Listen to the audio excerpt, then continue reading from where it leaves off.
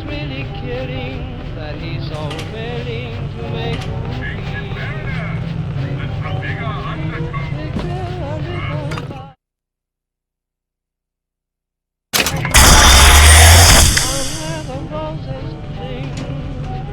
picture the same sweet loveness.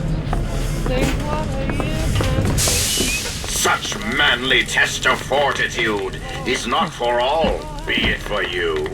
Wilt thou prove thyself in battle, or be found no more than chattel?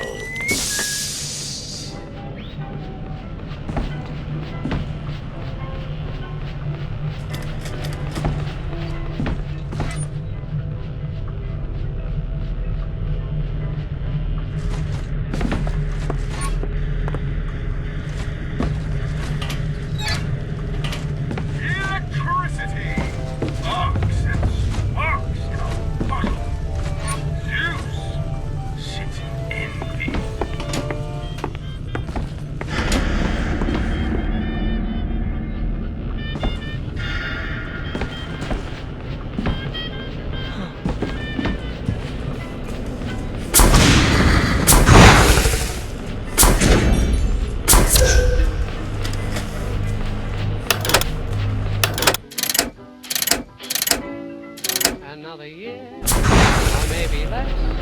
What's this I hear? Oh, can't you guess?